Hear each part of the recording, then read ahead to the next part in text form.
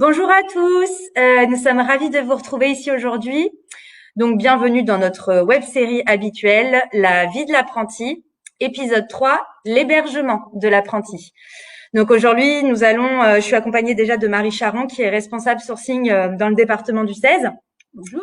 Voilà, qui va également vous parler de l'hébergement proposé aux apprentis du CFAI d'Angoulême. Et puis moi, dans un premier temps, je vais vous présenter l'hébergement de notre centre de formation de Poitiers. Voilà, donc nous essayons en tout cas de faire de notre mieux pour que le jeune n'ait pas à subir trop de déplacements lorsqu'il vient en formation chez nous, parce que je vous rappelle que donc il est en formation à Poitiers par exemple ou à Angoulême et que son entreprise peut être forcément dans un secteur géographique différent. Donc on essaye de diminuer ces déplacements-là. Et souvent ils ont besoin voilà d'être hébergés près du centre de formation parce qu'ils habitent soit dans une autre ville, soit dans un autre département, ou alors voilà, il n'y a pas ou peu de transports en commun qui leur permettent de se rendre au centre de formation. Donc pour résoudre cette problématique, nous proposons à ces jeunes donc ces fameux hébergements sur le département du 16 et du 86. Donc sur Poitiers, nous avons la résidence Habitat Jeune. Alors déjà, je vous remets le contexte. Nous sommes sur le campus de la Maison de la Formation.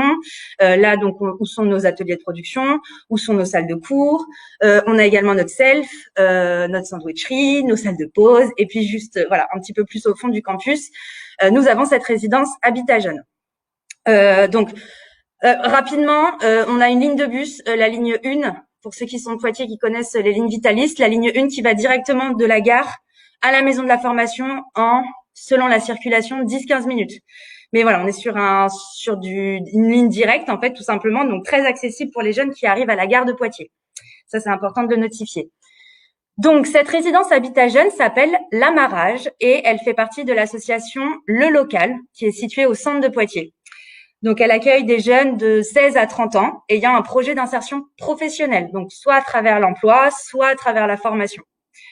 Cette résidence se situe sur, donc comme je vous le disais, le campus de la Maison de la Formation, et elle est en partenariat en fait avec plusieurs entités, dont l'ACCI. Donc sur le campus de la formation, il y a l'ACCI, le pôle formation UMM, mais uniquement sur la partie apprentissage par contre. Et il propose aussi des logements aux compagnons du devoir. Donc en fait, tout simplement, ça veut dire que la résidence, elle met à disposition ces logements spécifiquement pour ces entités-là. Donc la première prise de contact en général, si vous êtes intéressé pour vous former chez nous, vous voyez que vous êtes un peu loin, à ce moment-là, vous les contactez directement par téléphone, ou alors si vous êtes dans le coin, vous vous rendez directement sur place. Donc l'Amarrage ensuite vous propose un rendez-vous, ou si vous êtes directement sur place, vous faites le rendez-vous dans la foulée, avec une visite des locaux, et puis elle vous explique un petit peu comment ça se passe et qu'est-ce qu'ils doivent faire pour pouvoir accéder à un logement chez eux. Notamment, il y a un dossier à remplir, l'administratif qu'on connaît tous, mais le dossier à remplir avec une liste de documents à fournir. Donc, liste de documents, tout ce qu'il y a de plus simple, pièce d'identité, enfin, vous le verrez ça avec eux directement. D'ailleurs, attention, car pour les mineurs, le représentant légal doit être présent pour le rendez-vous et c'est lui ou elle, qui doit signer les documents ainsi que l'autorisation de sortie. Alors, il peut ne pas y avoir d'autorisation de sortie, mais on en a besoin si vous autorisez votre mineur à sortir après les cours. Donc, une fois le besoin, on va dire, exprimé, le rendez-vous et puis le dossier rempli, etc., en fait, il y a deux possibilités qui s'offrent aux jeunes et puis aux parents. C'est la mise à disposition à la semaine du logement sur les périodes de formation. Donc, soit du lundi au vendredi, soit du dimanche au vendredi, si vous arrivez le dimanche soir. Et puis, il y a une mise à disposition qui peut être faite à l'année aussi, vraiment tout le temps, week-end, semaine, voilà, sur toute l'année et sur toute la durée de la formation. Si ça dure 2 ans, eh bien, vous prenez le logement pour 2 ans. Donc, nous avons des hébergements du T1 au T4. Donc, tout ce qui est T1 prime, vous pouvez avoir le logement seul. Par contre, sur le T3, T4, vous êtes en colocation. C'est simple, c'est très sympa aussi. Il y a une belle cohésion qui se crée entre les jeunes en général sur les chambres en colocation. Donc, vous avez un coin nuit, un coin couchage, vous avez une salle de bain, une kitchenette pour faire la cuisine, parce que oui, ce ne sont pas, enfin, je peux dire chambres, mais en soi, c'est des appartements, voilà, qui sont quand même équipés. Et puis, avec un peu de chance, vous pouvez avoir un logement avec un balcon. Donc ça peut être sympa, mais ils sont quand même très vite complets, ces logements-là, en général. Donc, les tarifs varient en fonction de la taille du logement et de la formule que vous choisissez. Mais pour vous donner une idée, le tarif minimum, c'est 23 € la nuit. sachant que tous les logements sont agréés par la CAF. Donc, ça permet aux jeunes de bénéficier des APL. Donc, finalement, si vous avez, en général, si vous avez des APL, vous ne paierez pas 23 € la nuit. Une partie sera prise en charge par la CAF. Concernant la restauration, il est possible de prendre ses repas au self de la maison de la formation. Alors, chacun est libre de faire ce qu'il veut. Si vous voulez sortir pour aller manger ailleurs, il n'y a pas de souci. Bon, en ce moment, c'est un peu compliqué. Mais du coup, notre self, pour le coup, a une utilité publique en ce moment. Et vous pouvez y manger tous les soirs sans problème, même le dimanche soir. C'est pour ceux qui arrivent le dimanche. Donc, sur place, vous allez retrouver donc ces chambres-là, ces appartements. Vous allez retrouver également le foyer où vous avez un baby-foot, vous avez une télé, vous avez des consoles de jeux vidéo. Ça, c'est important. Je sais que ça vous plaît. Donc vraiment, les cours chez nous, ils se terminent à 17h30. Donc effectivement, il y a un temps avant d'aller se coucher. On va pas se coucher à 19h. Donc il y a tout un temps d'échanges, d'activités qui peuvent être faits. Et puis je vais vous parler de l'équipe d'abord et ensuite on parlera des activités. Donc il y a toute une équipe qui est dédiée en fait aux jeunes et puis à la vie de la résidence en fait en général. Il y a des accompagnateurs sociaux qui sont là pour vous aider dans vos démarches administratives, si vous avez des questions, qui sont à l'écoute. Ils sont là tout le temps pour vous. Et puis, il y a une vraie vie administrative qui suit votre dossier, la facturation notamment, et puis le contrat en fait dans sa globalité. Ça, c'est important vous avez des gens qui sont là en fait à votre disposition tout le temps. Notamment le soir aussi, c'est vrai, parce que les mineurs finalement, donc je vais vous parlais de l'autorisation de sortie tout à l'heure. L'autorisation de sortie doit aller jusqu'à 22h, c'est-à-dire qu'à partir de 22h, s'ils sortent, ils doivent être rentrés, au plus tard à 22h, parce qu'à 22h30, il y a une équipe qui fait le tour de la résidence pour voir si tous les mineurs sont rentrés. Ça, c'est une question de sécurité. Donc vous avez des personnes qui sont là jusqu'à 22h30. Et ensuite, on a un relais sur la nuit. Alors nous, c'est pas spécialement sur la résidence, c'est plus sur la vie du campus. Nous avons des personnes qui font des rondes toute la nuit pour assurer la sécurité du campus. Ça, c'est important parce qu'il est immense notre campus, donc on a besoin de ces personnes-là pour assurer la sécurité. Voilà. Et puis en dernier, donc ils proposent plusieurs types d'activités, activités sportives, activités ludiques, créatives, des balades, des ateliers sur des thématiques comme la discrimination. Le harcèlement, parce que on en parle beaucoup en ce moment malheureusement. Mais voilà, il y a vraiment une vraie vie de campus qui se passe à la résidence. Et puis en tout, pour vous donner une idée, l'Amarage compte à peu près 125 logements qui représentent 171 places, vu qu'il y en a qui sont en colocation. Donc 171 places qui sont partagées donc entre nous tous. Dernière petite précision, les jeunes se responsabilisent. Nous ne sommes pas dans un internat. On ne les suit pas, on ne les flique pas. Ils sont adultes, ce sont des apprentis salariés, donc on estime qu'ils ont la maturité de se responsabiliser. Donc ils peuvent gérer leur temps comme ils l'entendent, sauf mineurs évidemment, et dans le respect bien évidemment des consignes et puis des équipes tout simplement. Voilà, donc après, si la résidence, elle est complète, si on vous dit qu'elle est complète, baissez pas les bras, remplissez le dossier, on sait jamais, parce que les places se libèrent rapidement, il y a beaucoup de changements en fonction des périodes d'entreprise et des périodes de formation. Donc, n'hésitez pas à remplir le dossier, puis à attendre qu'on vous rappelle, ils sont en général assez réactifs. Voilà, donc si vous souhaitez vous former chez nous et que vous vous trouvez loin géographiquement, ce n'est pas un problème. Nous avons une solution d'hébergement sur place. Donc, vous pouvez les contacter via les coordonnées qui sont dans le contenu du post, là, juste au-dessus de la vidéo.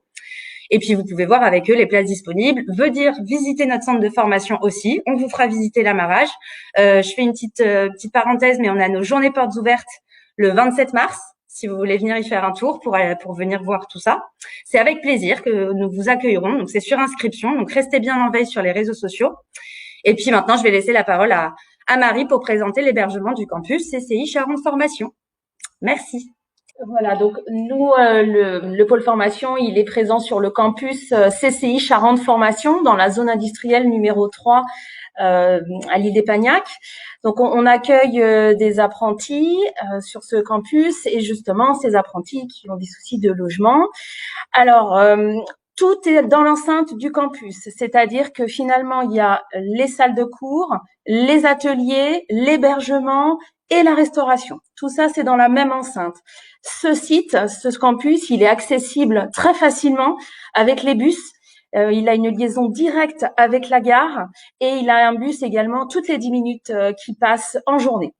Donc, ça veut dire que pour les jeunes qui souhaitent venir à cet hébergement le dimanche soir, par exemple, en train, il y a des navettes le soir. Il y en a deux.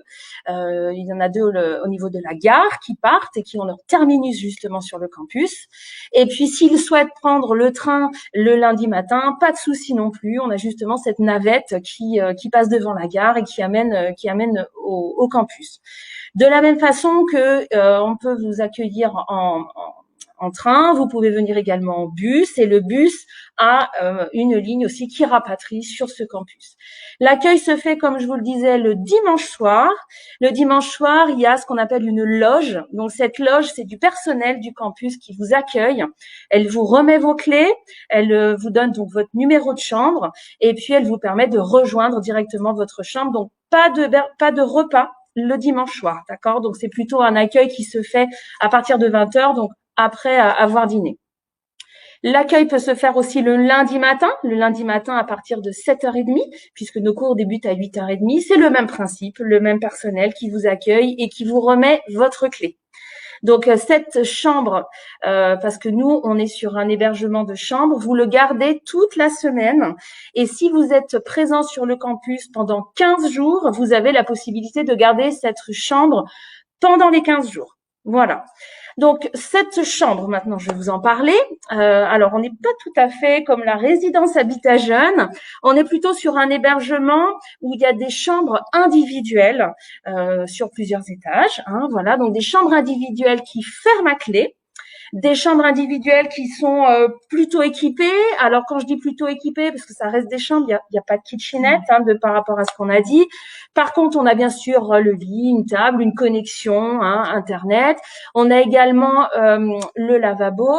On a également les toilettes. Et dans certaines chambres, il y a également les douches.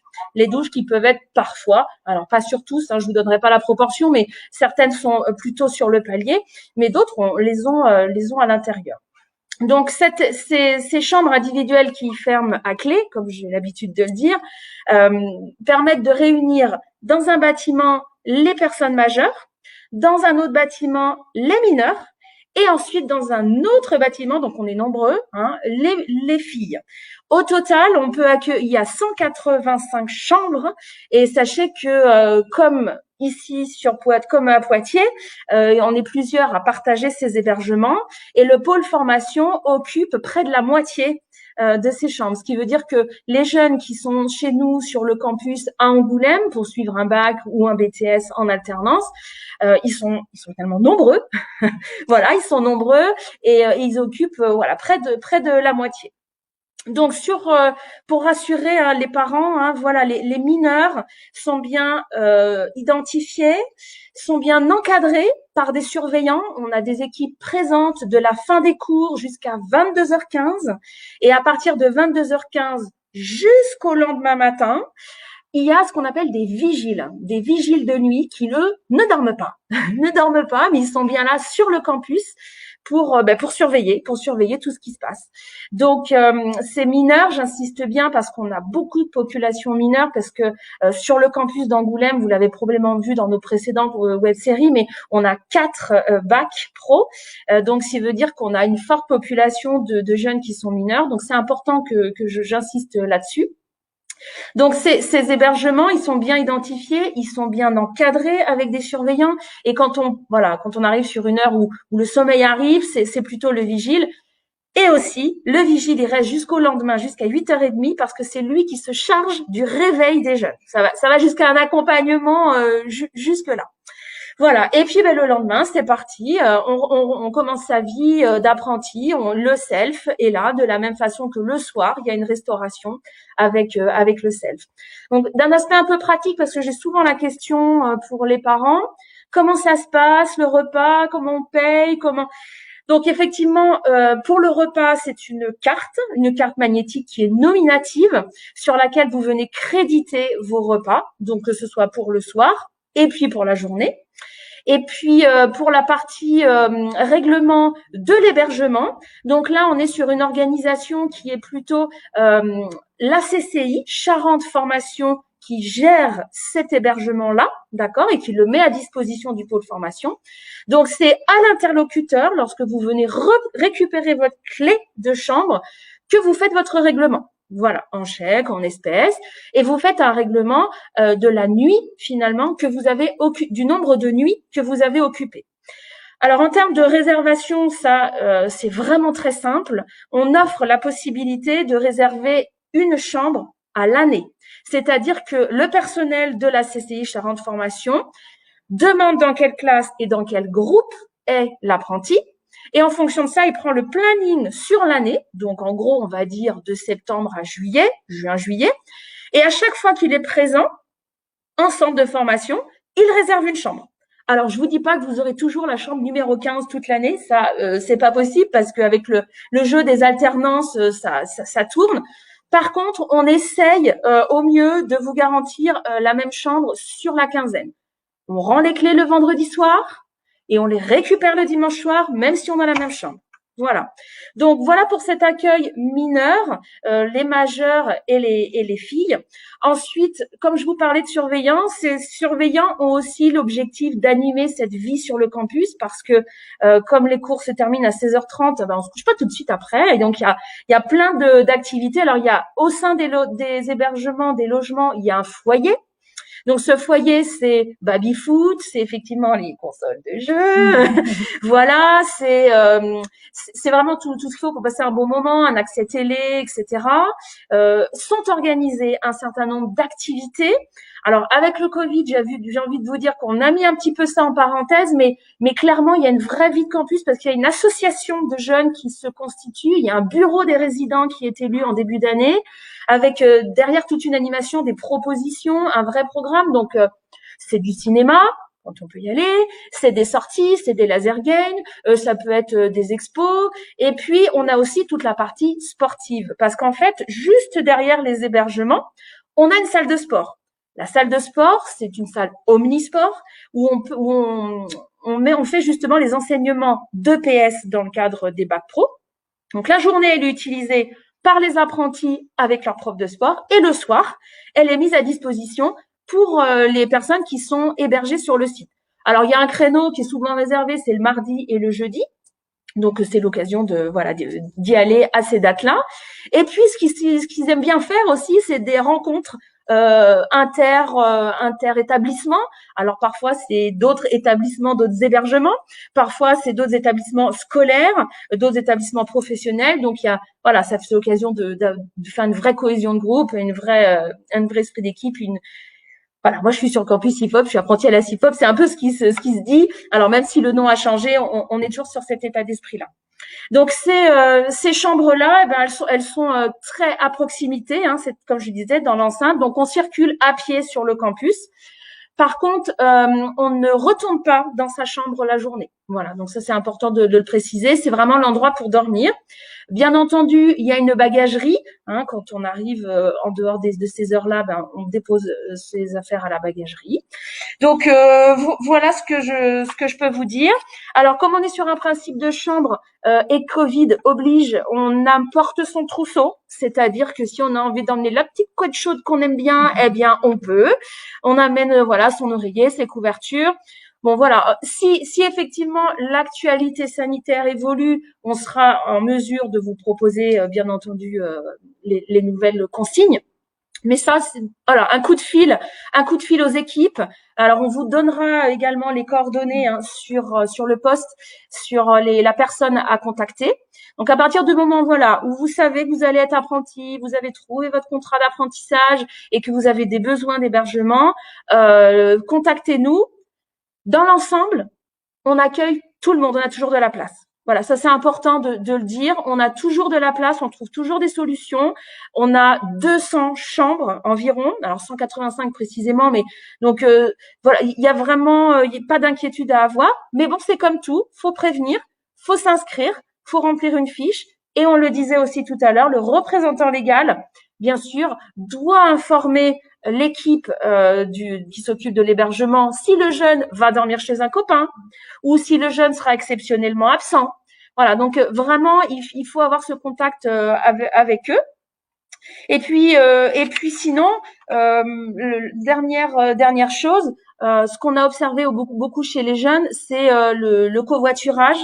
C'est-à-dire, on vient ensemble. Je t'ai rencontré à l'internat. Ah ben t'habites pas loin. Et ben du coup, ben ça derrière, ça modifie un peu les habitudes et se dit ben on va faire du covoiturage, on va repartir. Donc vous voyez ce que je vais vous dire, c'est qu'on a vraiment une vie de campus dans cet hébergement et il y a des liens qui se font. Et la richesse aussi, c'est qu'on a, comme on le disait, on a tous les âges.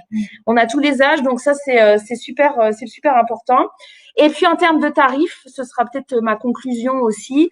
On est sur un tarif très intéressant, c'est-à-dire qu'on est sur un tarif de 12 € la nuit avec le petit déjeuner inclus. Voilà, donc un apprenti peut bénéficier de plusieurs aides et notamment pour le logement. L'aide est déduite sur ce prix-là. Ça veut dire que c'est vraiment le prix, le reste à charge que vous pourrez régler. Et puis vous payez à la nuit que vous occupez. Voilà pour cet hébergement-là.